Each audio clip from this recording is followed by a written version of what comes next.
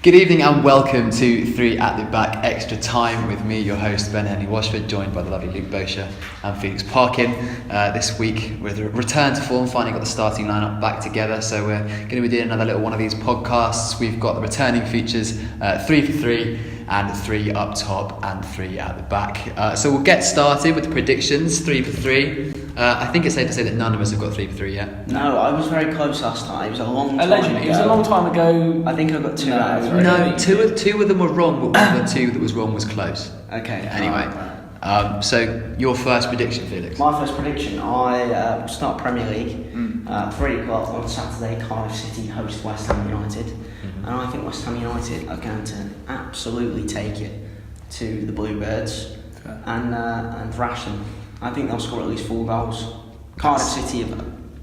Despite saying down, and I know you rate Sol Bamba very highly. I do. Injured. Think he's gonna, is he? There you go. Fair enough. See? Done his ACL out for the season. Would have thought that you would have seen that. Yeah, fair enough.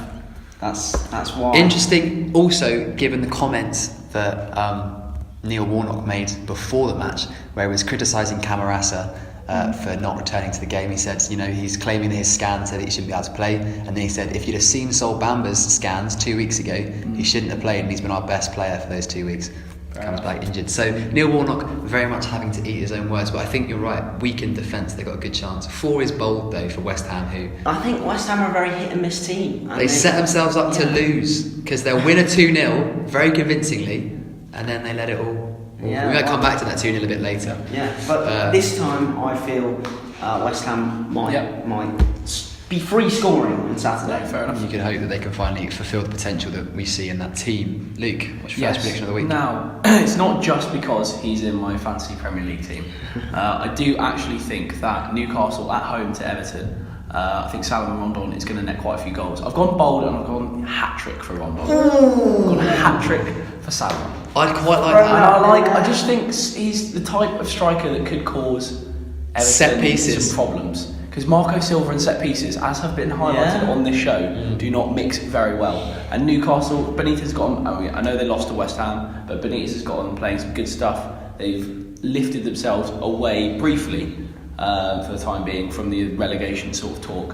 And I think Rondon, Alma on as well. The more he plays, the more chances he's going to create. Yeah. And that's only good for Salomon. I don't think any of us ever thought Newcastle were going to go down, did we? They had to be involved in the discussion because they were down there. Yeah. But that's my first prediction. Yeah, I like it. I hope he does because he's in both of my fantasy teams. So that could be big. Yeah. I'm going for quite a bold one to start with. I'm going with Huddersfield to nick a result against Bournemouth. Ooh. I think Bournemouth's away form this season has been shocking. It has. And I think Huddersfield finding a little bit, they got a win the other day and against Wolves as well. Good team Wolves are. I think there's, and obviously we saw the fallout of that Wolves loss with I think 6 of their starters being dropped. It was 5 or 6, but I think Bournemouth not inspiring away from home, and I think Huddersfield have got a chance in this one. So I draw or win for Huddersfield in that one. Yeah, I'd be surprised. I think Bournemouth, although they have lost lots of away games on the bounce, they always do look dangerous. And they had a very tricky period after Christmas, playing a lot of the big teams. I like David Brooks a lot, as you know. I don't see it, but there we go. Well, I'm going bold, and it could pay off, and it might not. Coming back to you, Luke. Bounce it back to you for your second prediction. Yeah, they've had a very good week so far, going through the Champions League, but I think Spurs might come crashing down a bit when they go to the South Coast and visit St Mary's. I know Spurs have a pretty good away record currently, but I think we've seen it with teams before when they're riding high on adrenaline after a couple of big results, and the manager can really G them up for these sort of cup final sort of games as Pochettino does. And then when they return to league form, as we've said on the show, they're not challenging for the title. They're almost certainly going to get top 4. I think they might find themselves up against a Southampton side that are really up for it because they're still involved in the relegation scrap and are playing good football under Hasenhüttl, Ward-Prowse and Redmond doing bits. I think Spurs might lose. But don't you think they're certain to get top 4 because they'll win these sorts of games that they've got to play? Or maybe it's just the teams below them aren't very good. We should also mention Pochettino has a touchline ban for this match very and true. in the game afterwards. And it is also quite special to Pochettino being his ex-club. So there's a lot about this game. It's a bold one to stick a prediction on. Yeah, 'Cause I go think bold it or go home. What's the point in doing these predictions? And, you know, you've got to carry on your anti-Spurs agenda. Exactly. No agenda for me. I am, as you would say, an objective journalist. Objective okay. journalist. Yeah. Of course. Coming back to you, Felix, you got a prediction for us? You two went bold on your first ones, Yeah. and I didn't really. No. I said West Ham, fresh card. Anyone can predict that. What I'm going to predict now is that Wolves will beat Chelsea on Sunday. Not the boldest of prediction. I think a lot of people could see the potential for that. But I'm going to stick my neck out and say that it will happen.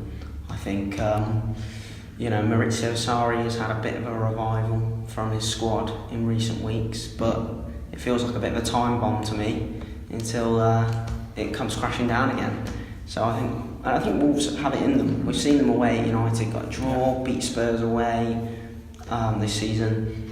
Yeah, that's my prediction. Wolves to beat Chelsea. Carrying on your anti-Chelsea agenda. Which I just from previous weeks. Don't That's have fine. one. That's fine. I went bold to start with, and I'm going, I think, very not bold. I'm backing Brendan Rodgers to get his first win against Fulham at the weekend. Yeah. I think lots of people could have predicted that. Probably should have got a win against Watford if it wasn't for Jamie Vardy being, quite frankly, knocked out. Could bet. I don't think he knew what his name was at the end of that game. But Fulham sat the manager in disarray, put up a good fight against Chelsea, I will say, but I just don't think they have it in them away from home. So Leicester to beat Fulham. Yeah. Okay. Can see it. Luke, your final prediction for the week? I think we've all gone European Champions League for the final predictions, as that will be next week, has happened. And I've gone, again, sort of goal scorer. I think Ronaldo brace against Atleti at the Juventus Stadium. I think they'll turn it around. And I've gone basically like a betting prediction. Ronaldo will get 2 and the game will go to extra time, as it did finish 2-0 to Atleti. That's how I think the game's going to go. Against a team that has conceded fewer goals and they Yes. have clean sheets. Yes. Interesting. They are phenomenal defensively. But Ronaldo is phenomenal offensively. Yeah. Go bold or go home, as I said. I think that one's nicely poised. Yeah, I think it 2-0 is. is a nice, Yeah, it is. nice result from the first leg there. I haven't gone European. I was going to, but Felix said that it was unfair to go to the Bundesliga because he doesn't recognise it as real football. So I've stuck with the Premier League. He's just salty about Naby Keita. A big, Just is. big game between Arsenal and Manchester United. Arsenal at home, and I'm going to predict for my beloved Arsenal a loss. I think Romelu Lukaku is going to continue his form. We haven't got Torreira. We seem to be in a bit of disarray at the moment. I think it's going to be a tough few weeks for us as a club, but I think it's going to be a win for Man United, as hard as that is to say. That makes me sad because I really hope that I'm right. Because at the start of the season I said Arsenal get top 4, Yeah. and I think that if they win this game, they will. So It's a I really, big 6 really pointer, would like very them to big win 6 it. pointer. But like I say, United are in phenomenal form, annoyingly, And to bookend it, your final prediction? Well, yeah, I'll go with my team, Liverpool. They say never bet on your own team, but I'm going to. And I'm going to be bold. I could just say Liverpool are going to get through. Yeah. I'm going to define exactly how Yes. they get through. I like that. They're going to get through on away goals. Yeah, I knew you'd say that. Nice Yeah, little draw. yeah. Maybe 2-2, maybe 1-2, 1-2, something like Goal scorers? that. Get through. I think Sadio Mane will get a goal. Yeah. You're a big fan of Sadio, I aren't you? love Mane. Mane on his day. And against Rafinha in this Yeah. game, no Joshua Kimmich. Yeah. It's going to be big for Bayern. Banging form. Yeah. So.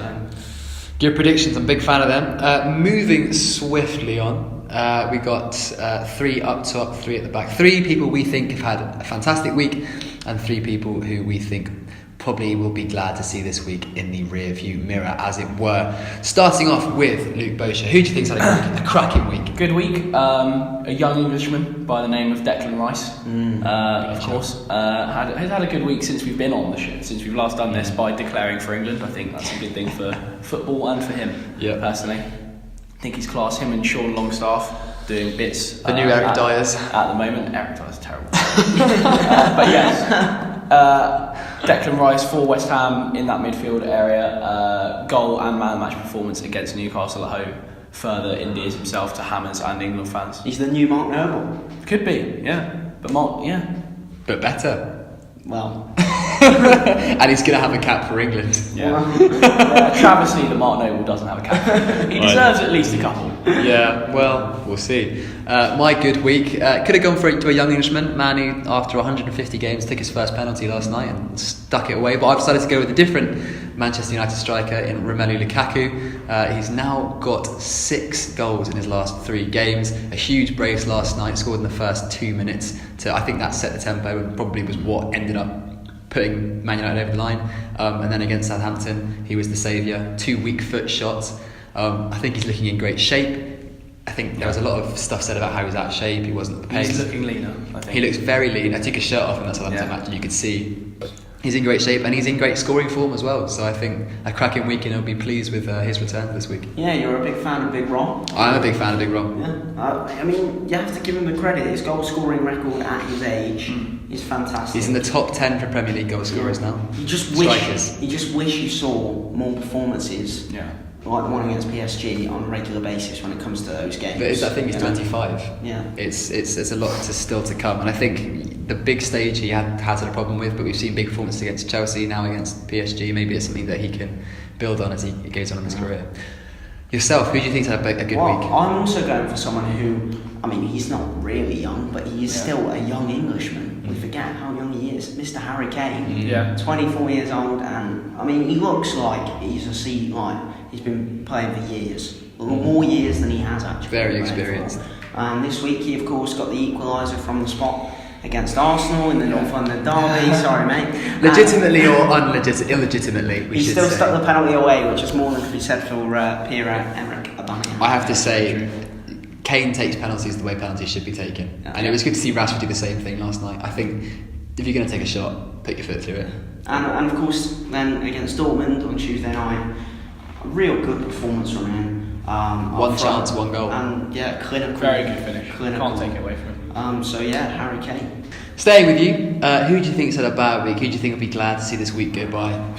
Well, you have to say Sergio Ramos has had a bad week. Yes. Yeah. Without even playing. Yeah, because I mean, it's now been proven that he got himself deliberately booked against Ajax in the first game. Yeah.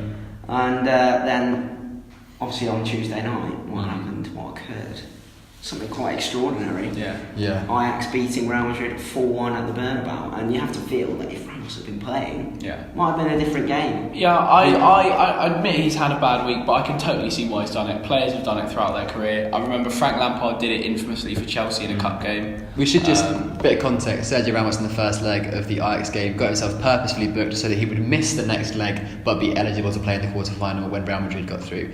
They have not got through, and he's had an extended ban, so he will not be playing in the next Champions League game. Justice done. Yeah, but I can understand why he's done it. What made it even funnier is that he had a camera crew filming his reaction at the game for a documentary, so I can't wait to see that footage. I think the person that had a bad week is Jurgen Klopp. Obviously has a big test coming up next week, but not winning the Everton match, then blaming the wind in a very Jurgen Klopp way. I don't think that he's really covered. As a manager that I respect and have a lot of time for, I don't think he's covered himself in glory this week. He has had a bit of an agenda against the wind since his time. And the grass, I cannot and the believe snow. that's been said in a semi-serious football He said it at least 3 or 4 times since he came to England. In his first season, it was constant. Remember a League Cup game against Stoke, which we won. He still blamed the wind for our performance. I think he said people don't like it when I say it, but the wind, it was coming from everywhere. Which I think is how it's potentially impossible. It was a storm for the wind to come from everywhere. But it was a storm. It did hamper Liverpool a little bit in the second half because it was Liverpool went against the wind. But they were playing with it in the first half. But the storm got heavier in the second. Of course it did. This is what Jurgen Klopp would say as a weatherman. I don't buy it. I think his substitutions were too late. Fair enough. Moving quickly on to you. Bad week.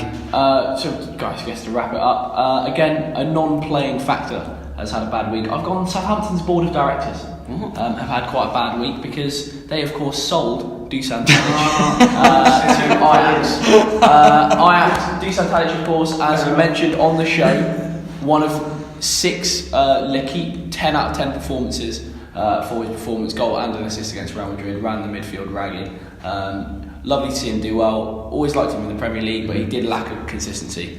Him rouletting Casemiro, one of my favourite moments of the entire season. And I think that finish into the top corner, it was one of those goals where you go, that's top. You do think, and Southampton sold him basically at a loss if you factor in inflation in football. I think even they might have not, even if you don't factor that in, they barely broke even. And replaced him with Stuart Armstrong, and of course struggling, sacked that manager. Probably could have, as we've all said, have been crying out for creativity. Yeah. The creativity of Dusan I think you said more than once on the show. Would have been phenomenal for them this season. Yeah. So they'll be glad to see the back of this week. Yeah, I think I completely agree. A fantastic shout and a lovely way to end the show. Back again, hopefully, same time, same place next week if we can keep the starting lineup fit. So we'll see you then, and thanks for tuning in.